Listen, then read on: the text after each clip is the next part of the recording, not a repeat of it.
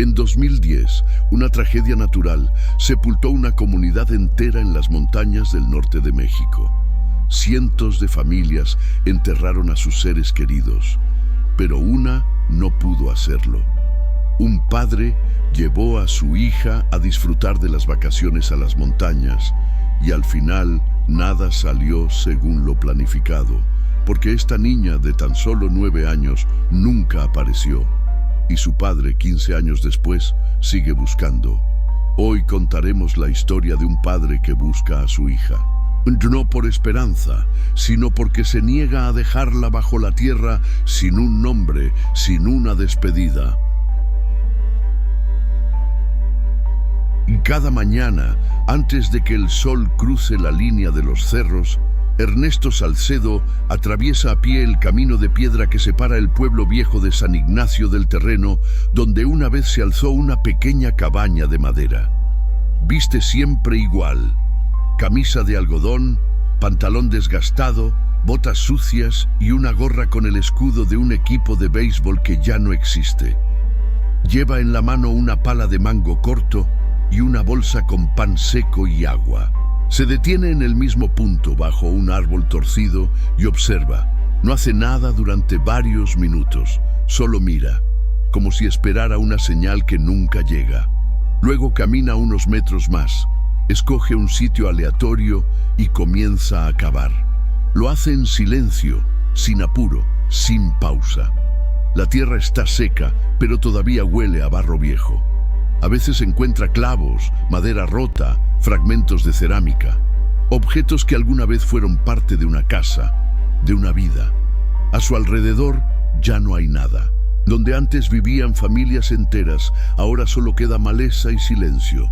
Los pocos que pasan por ahí lo reconocen, pero no se detienen. Algunos le tienen respeto, otros pena. Hay quienes dicen que perdió la cabeza, que no superó el trauma, pero nadie se atreve a decirlo frente a él, porque todos, sin excepción, recuerdan lo que ocurrió aquel verano.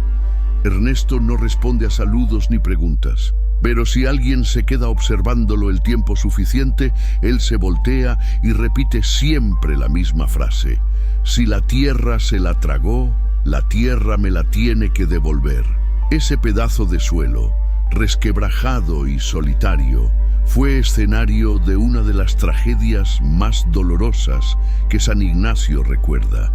Pero para él no es solo un lugar, es una herida abierta, porque fue ahí, en medio del caos, donde perdió lo que más amaba. Una vez por semana, deja una flor artificial a los pies del árbol torcido. No dice nada al dejarla, solo la acomoda, la mira unos segundos y vuelve a su tarea. No tiene redes sociales, no da entrevistas, no pide ayuda, solo está ahí, día tras día, año tras año. Se ha vuelto parte del paisaje, como una sombra que nunca se mueve. Pero su historia, aunque parezca olvidada, sigue viva. Y si relatos como este tocan tu corazón, suscríbete, activa la campanita y deja un mensaje de apoyo para esta familia en los comentarios. Porque la ausencia de una hija no se entierra con el tiempo, se arrastra para siempre. En julio de 2010, San Ignacio era apenas un punto perdido en el mapa, rodeado de pinos, ríos fríos y colinas empinadas. Ernesto Salcedo había alquilado una pequeña cabaña de madera en la zona alta, a poco más de 1 hora del pueblo, como parte de unas vacaciones que había planeado por meses.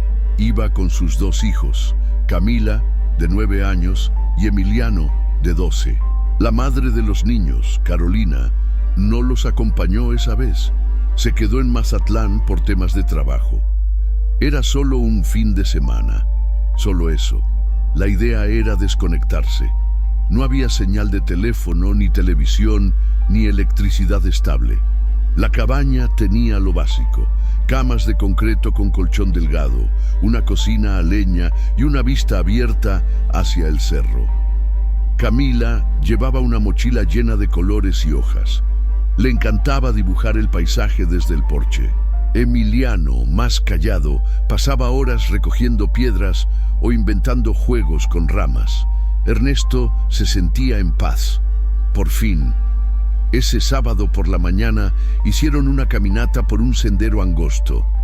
Almorzaron tortillas con frijoles y un poco de atún enlatado. Todo parecía fluir con una naturalidad reconfortante. Era como si el tiempo se hubiera detenido solo para ellos. En la tarde, el cielo empezó a cubrirse. Ernesto ya lo sabía. Había escuchado en la radio vieja del casero que se esperaba lluvia fuerte, pero las tormentas eran comunes en esa región. Nadie se alarmó. Cuando cayó la primera gota, Camila y Emiliano seguían jugando afuera. Ernesto los llamó y todos entraron riendo, aún con las mejillas mojadas. Encendieron velas y se acomodaron en las colchonetas. El viento golpeaba las ventanas, pero todavía parecía parte del juego. Camila dibujaba bajo la luz temblorosa.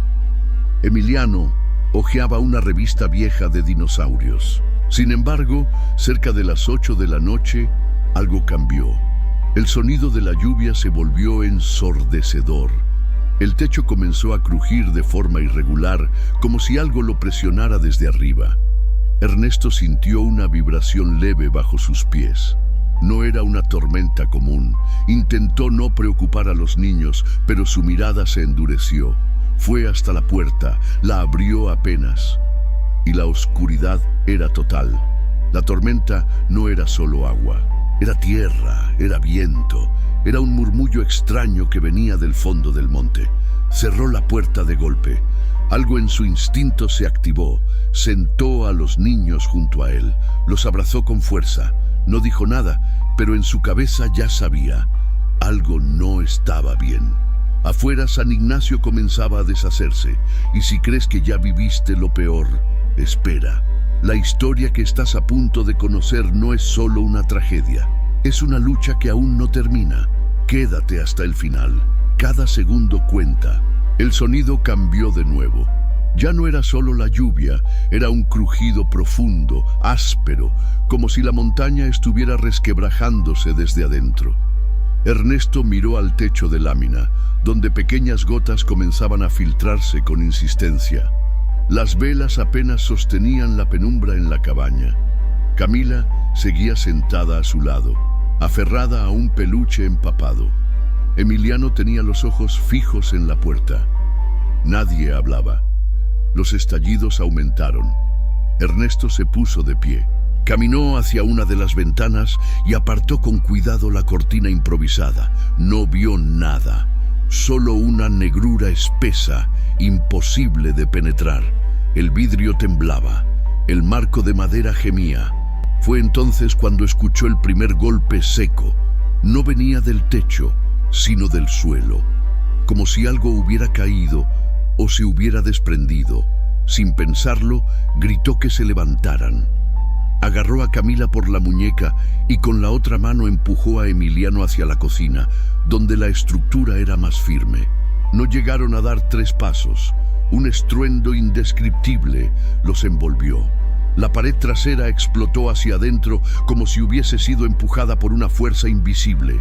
Tierra, piedras, ramas y madera se precipitaron sobre ellos como un monstruo ciego. Ernesto cayó de espaldas, sintió el cuerpo de Camila resbalar entre sus dedos, intentó cerrarlos, aferrarse, pero la piel húmeda y el barro se lo impidieron. Gritó su nombre, pero su voz se ahogó en el lodo. El golpe fue brutal, se revolcó, se arrastró, trató de cubrirse con el cuerpo, pero era imposible luchar contra la montaña. En medio del caos, alcanzó a ver el rostro de su hija por última vez. Estaba confundida, con los ojos abiertos, extendiendo una mano que desapareció en segundos bajo el torrente. Después ya no la vio. Solo barro, solo oscuridad. Todo fue silencio por un instante. Un silencio violento, denso, irrespirable. Luego nuevos ruidos. El crujido de las maderas cediendo, el goteo insistente del agua filtrándose por todos los huecos, el eco lejano de más derrumbes. Ernesto no supo cuánto tiempo estuvo atrapado. Podía mover un brazo, medio girar la cabeza, sentir el dolor punzante en el costado, pero no podía incorporarse. Lo cubría una mezcla pegajosa de tierra, agua y astillas. Intentó gritar, pero solo emitía quejidos cortos. Tenía la boca llena de barro. No sabía si estaba vivo. En algún momento escuchó una voz, lejana, después otra, y finalmente un haz de luz lo tocó en el rostro. Una linterna, un hombre, voces, brazos que lo sacaban. Respiró, tosió, preguntó por Camila. Nadie le respondió. Ya afuera, bajo la lluvia que no paraba, con las manos temblando y el cuerpo entumecido, trató de explicar lo que había pasado. Nadie lo entendía. Solo decía su nombre. Camila, Camila, Camila. La montaña no solo se llevó una casa, se llevó algo que él jamás no dejó de moverse, ni cuando lo sentaron en una manta bajo el toldo improvisado de los rescatistas. Tenía los ojos desencajados, el cuerpo cubierto de rasguños y una cortada profunda en la ceja izquierda. Repetía el mismo nombre en voz baja, sin mirar a nadie, como si aún estuviera atrapado en la oscuridad de la cabaña. Camila. Esa noche no durmió. Los paramédicos le ofrecieron suero, mantas térmicas, calmantes. Lo rechazó todo. Cuando los rescatistas comenzaron a buscar entre los escombros, él se levantó como si nada, con las piernas tambaleantes, y comenzó a cavar. Primero con las manos, después con una pala vieja que encontró entre los restos. Durante horas, bajo la lluvia persistente, removió lodo, piedras, ramas rotas, buscando cualquier indicio de su hija. Un zapato, una prenda, un mechón de cabello. Nada. Solo silencio y tierra mojada. A lo lejos, otros vecinos lloraban por los suyos. Muchos habían muerto. Se hablaba de más de 20 desaparecidos. Pero él no podía pensar en nadie más, solo en ella. Cuando por fin localizaron a Emiliano, fue casi por accidente. Un grupo de voluntarios lo encontró atrapado entre dos troncos a orillas del río. Había sido arrastrado por la corriente varios metros. Estaba cubierto de barro, con hipotermia leve y un brazo lesionado, pero vivo. Cuando lo llevaron hasta Ernesto, padre e hijo se abrazaron sin decir palabra. Pero en ese gesto no había alivio, solo un eco sordo de lo que faltaba. En los días siguientes, las brigadas de rescate llegaron con maquinaria. Se instalaron carpas, equipos médicos, comida caliente. Ernesto seguía escarbando. A veces dormía sentado, con la pala en el regazo, a veces ni eso. Los demás lo miraban con respeto, algunos con miedo. Nadie se atrevía a decirle que ya era hora de parar. Una noche, un bombero joven se le acercó con cuidado. Le dijo que comprendía su dolor, pero que quizá era momento de descansar. Ernesto lo miró sin pestañear y respondió: «Tú dime, ¿cómo se duerme sabiendo que tu hija está bajo tierra y tú no haces nada?» Después de eso, nadie volvió a intentar convencerlo. El cuarto día, sus manos estaban en carne viva. Tenía los nudillos abiertos, los dedos inflamados, las uñas negras, pero seguía. Cada vez que alguien encontraba algo, una muñeca, un cuaderno, una sábana, él se acercaba con el corazón a punto de estallar. Pero nunca era Camila. Ese hombre que no comía, que no hablaba, que ya no lloraba, se volvió parte del paisaje. Un cuerpo más entre los restos. Y si tú conoces a alguien que también lucha contra una pérdida, comparte esta historia. Que sirva como recordatorio de que no todos los duelos tienen tumba, pero todos merecen ser escuchados. Los días se volvieron semanas. El barro comenzaba a secarse, pero el olor persistía. Una mezcla densa de humedad, madera podrida y algo más difícil de nombrar. Los cuerpos que empezaban a emerger de la tierra traían consigo una realidad que nadie estaba preparado para enfrentar. Mujeres, ancianos, niños, uno a uno eran rescatados, identificados, entregados a sus familias. En algunos casos, solo con pedazos de ropa como referencia. Ernesto seguía ahí, con las manos vendadas, los ojos hundidos y la voz quebrada. Ya no pedía ayuda, tampoco respondía preguntas. Solo miraba a lo lejos y cavaba, aunque el lodo ya no ofreciera resistencia, aunque no hubiese razón aparente para hacerlo.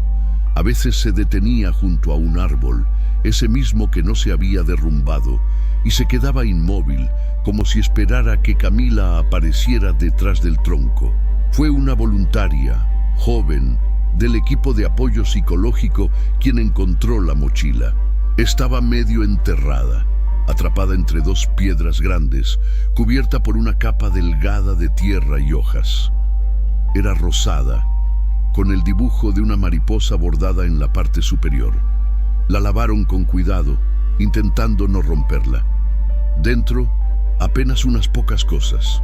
Un peine azul, una liga de cabello, una barra de cereal aplastada y un cuaderno de hojas gruesas, algo mojado, pero intacto en gran parte. Ernesto no lo tocó de inmediato. Lo miró como si fuera un objeto sagrado. Pasaron varios minutos antes de que pudiera abrirlo. Sus dedos temblaban. En la primera hoja había escrito con marcador grueso: Camila Salcedo, 4º grado. Escuela Vicente Riva Palacio. Las letras eran grandes, desordenadas, con una mezcla de colores infantiles. Cada página contenía un dibujo diferente: paisajes, casas, rostros, flores, algunos ya borrosos por el agua. Pero en una de las últimas hojas había una escena familiar. Una niña de trenzas junto a un hombre alto y un niño de camiseta azul. Todos sonreían. En el cielo, un sol inmenso, y a un costado, una figura incompleta. El contorno de una mujer sin rostro. Solo un esbozo a lápiz, sin detalles. Ernesto pasó los dedos sobre esa imagen. No dijo nada. No lloró, no gritó, solo cerró el cuaderno, lo abrazó contra el pecho y se quedó ahí, arrodillado, bajo el sol. Aquel cuaderno se convirtió en lo único que le quedaba de su hija. Más tarde lo envolvió en una bolsa de tela y lo guardó entre sus cosas. Lo llevaba consigo a todas partes, como si al hacerlo pudiera mantenerla viva un poco más. A pesar del hallazgo, nada más surgió. Ningún nuevo indicio, ninguna pista. Camila parecía haberse desvanecido por completo en el deslizamiento, como si la tierra no solo se la hubiera tragado, sino también escondido de forma cruel, definitiva. Y aún así, Ernesto no se detuvo. Con el paso de los meses, las máquinas se retiraron, las carpas fueron desmontadas, los voluntarios volvieron a sus ciudades. Y el silencio se apoderó de nuevo del monte. Lo que antes era una zona de recreo se convirtió en un terreno abandonado, plagado de grietas, escombros y recuerdos que nadie quería volver a tocar. San Ignacio comenzó lentamente a reconstruirse, como si nada hubiera pasado. Las noticias dejaron de hablar del deslave. Las fotos en redes sociales fueron reemplazadas por otros temas. Pero Ernesto no se fue. Alquiló una casita sencilla a pocos minutos de la zona del desastre. Una construcción de adobe con techos bajos, sin lujos, sin adornos. No regresó a Mazatlán. No retomó su empleo como operador de maquinaria pesada. Su vida anterior quedó en pausa. Cada día, sin falta, salía temprano con su mochila al hombro y caminaba hasta el sitio donde alguna vez se alzó la cabaña. Cavaba, con pala, con pico, con las manos. A veces solo removía la tierra con los dedos, como si temiera lastimar algo que pudiera estar ahí debajo. Llevaba consigo el cuaderno de Camila, bien envuelto, siempre dentro de una bolsa impermeable. No hablaba mucho. Saludaba con un gesto leve de cabeza a quienes lo cruzaban en el camino. Nadie se atrevía a interrumpirlo. Con el tiempo, algunos vecinos dejaron de notar su presencia. Era como una sombra más del paisaje, un árbol caído, una piedra vieja. Los niños pequeños no sabían quién era, pero sus padres les enseñaban a no molestarlo. «Es el señor Salcedo», decían. Perdió a su hija aquí y no se quiere ir. A veces, gente desconocida llegaba con cámaras o micrófonos intentando hacer entrevistas. Él no los miraba ni los enfrentaba, simplemente se alejaba o seguía cavando. Su historia ya no era noticia. Era una herida demasiado vieja para interesar a otros. Incluso su propio hijo, Emiliano, ahora adolescente, comenzó a visitarlo con menos frecuencia. Vivía con su madre, iba a la escuela, tenía amigos, intentaba rehacer su vida. Pero cada vez que veía a su padre, lo encontraba más flaco, más callado, más hundido en esa búsqueda interminable. Y aunque le dolía, entendía que no podía rescatarlo.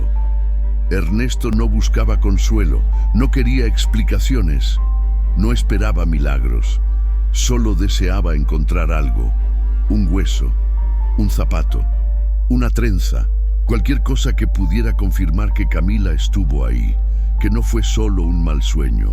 Y si tú has llegado hasta aquí, es porque algo en esta historia también te toca.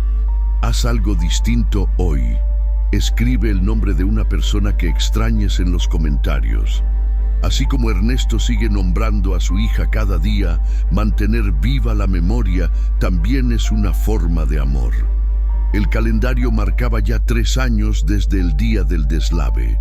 En San Ignacio, la vida seguía su curso. Las calles volvían a llenarse de niños, los comercios abrían con regularidad y los turistas, aunque en menor número, comenzaban a regresar a la región. Pero para Ernesto, el tiempo no se medía en meses ni estaciones.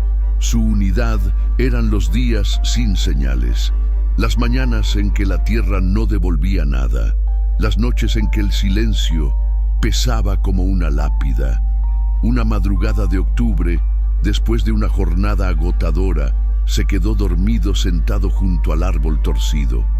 No había luna, no había viento, solo oscuridad. En su sueño, Camila le hablaba. No gritaba, no lloraba, le hablaba con dulzura. Le decía que estaba ahí, debajo de todo, en un lugar donde no entra la luz pero no tiene miedo.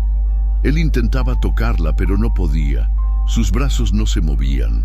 Despertó jadeando, empapado en sudor, con la garganta seca. No comentó el sueño con nadie, pero esa misma mañana, mientras caminaba por una zona más baja del terreno, una parte donde antes no solía escarbar, encontró algo diferente. No lo vio de inmediato. Tropezó con ello. Era un zapato infantil, pequeño, cubierto de barro seco, desgastado en la suela. Lo levantó con cuidado, como si fuera un objeto frágil. Lo limpió con un trapo húmedo que siempre llevaba en la mochila. Tenía una flor bordada a los costados, igual al que Camila usaba el día del viaje. Ernesto lo reconoció al instante, pero no se permitió creer del todo. Caminó de regreso con el zapato en la mano, como si cargara un mensaje sagrado. Lo colocó en una repisa de su casa, junto al cuaderno de dibujos, al peine azul, a la pulsera de cuentas que ella había armado meses antes con Carolina. Ese hallazgo reavivó algo en él. No esperanza, sino certeza. Sentía que la tierra le había respondido, aunque fuera con una migaja. A partir de ese día, centró su búsqueda en esa zona, removió piedras con más determinación. Preguntó a especialistas si era posible que el cuerpo de una niña hubiera quedado atrapado tan profundo que no lo detectaran. Le hablaron de capas de sedimento, de desplazamientos irregulares, de flujos de lodo que arrastraban objetos a kilómetros. Pero nada era concluyente. Ernesto tomaba notas, hacía esquemas, marcaba el suelo con estacas improvisadas. No se trataba de locura, era método, rutina, disciplina. Escuchaba cada crujido, cada variación del terreno, como si pudiera interpretar el lenguaje de la montaña. Nunca volvió a soñar con Camila de ese modo, pero desde aquel día, todas las mañanas al salir, pasaba la mano sobre el zapato y decía en voz baja: «Hoy no me voy sin darte un paso más». A medida que pasaban los años, la vida alrededor de Ernesto parecía acomodarse en un nuevo equilibrio. Emiliano, Ya con 16 cumplidos, había comenzado a trabajar en un taller mecánico del centro del pueblo. Aunque aún vivía con Carolina, visitaba al padre algunos fines de semana. Pero la relación entre ellos se había vuelto tensa, marcada por silencios largos y miradas que no se encontraban. Emiliano entendía el dolor de su padre, pero también cargaba el suyo y lo hacía de otra forma, en silencio, sin escarbar.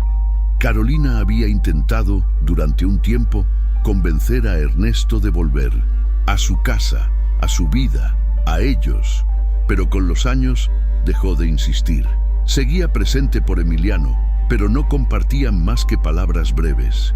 Cuando se cruzaban, hablaban del clima, de los recibos, de alguna noticia en la televisión, nada más. Lo esencial ya no se decía porque dolía demasiado. Ernesto, sin embargo, no sentía que hubiese abandonado a su familia. Desde su perspectiva, aún estaba siendo padre. Estaba cumpliendo una promesa que no había pronunciado en voz alta, pero que latía en su pecho desde aquel instante en que la mano de Camila se deslizó entre sus dedos. «No me voy hasta encontrarte», había dicho para sí mismo, de pie entre barro y lágrimas, y lo decía todavía cada noche al cerrar los ojos.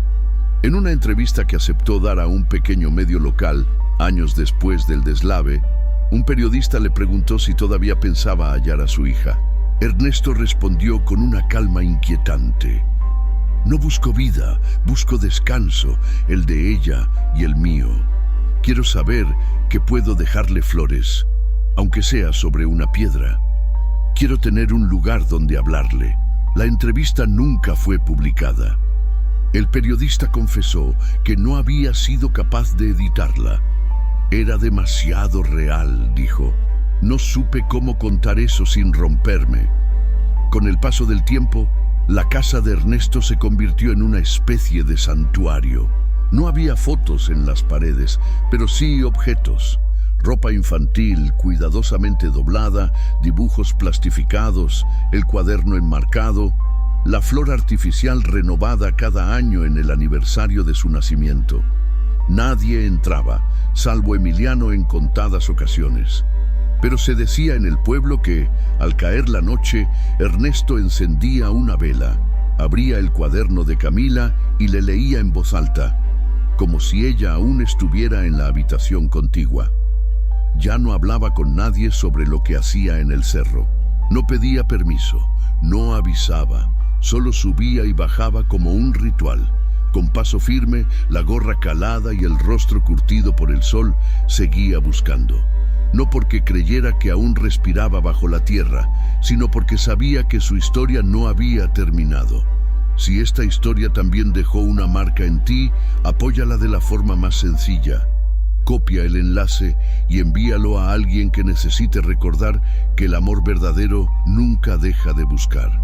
Aquel julio fue particularmente caluroso. La tierra, que alguna vez estuvo empapada por días, ahora crujía bajo los pies. El monte parecía haber cicatrizado por fuera, pero Ernesto sabía que por dentro seguía igual de herido, como él.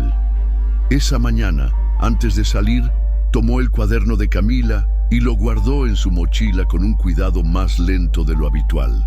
Había pasado la noche inquieto, sin poder dormir, con la sensación de que algo se acercaba. Caminó al cerro más temprano que de costumbre. El aire estaba denso, sin viento. Al llegar al área donde había centrado sus búsquedas desde el hallazgo del zapato, desplegó sus herramientas, bebió un sorbo de agua y comenzó a trabajar. No hablaba, no cantaba, no escuchaba radio como antes hacía, solo cavaba. Alrededor del mediodía, el sol golpeaba sin piedad. Ernesto se quitó la camisa empapada de sudor y siguió escarbando.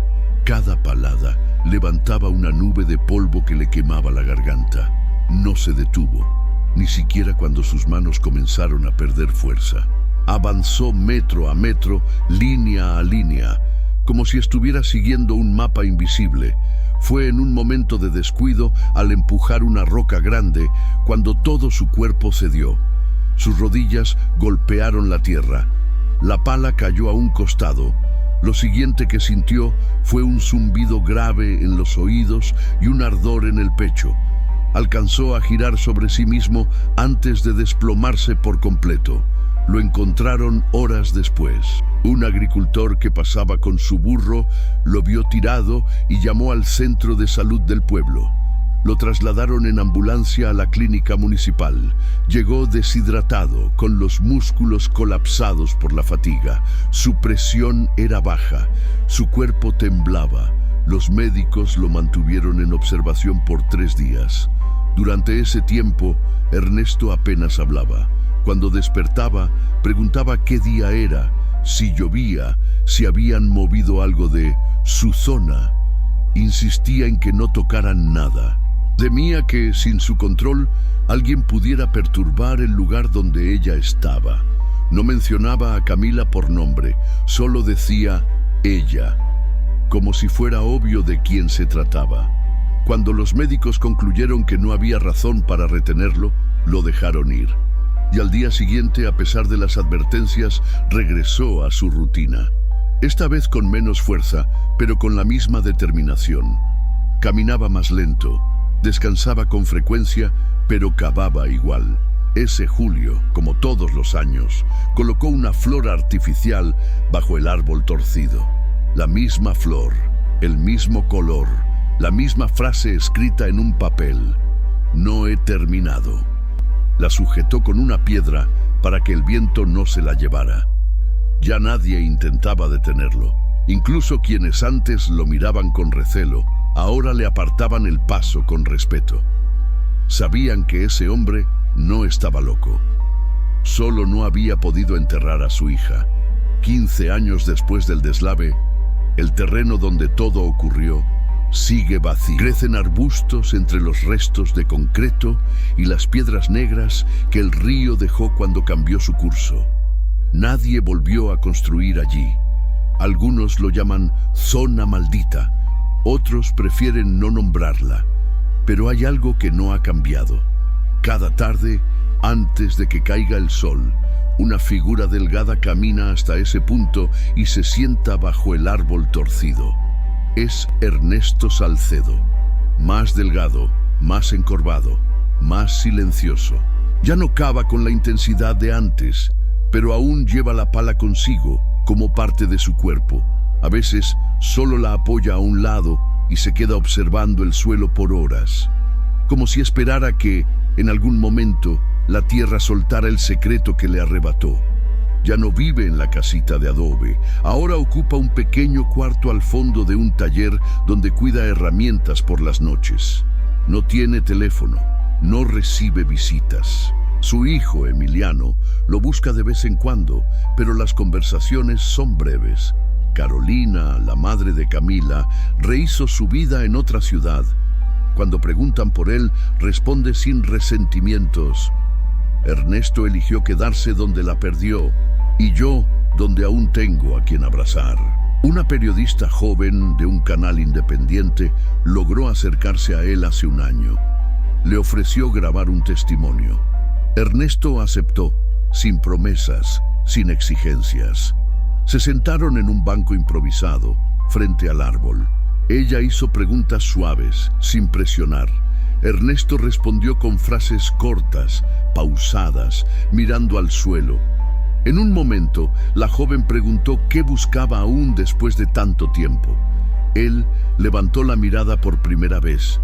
La sostuvo unos segundos y dijo: «Solo quiero tener un lugar donde dejarle una cruz, un nombre, una fecha. No quiero una tumba de aire».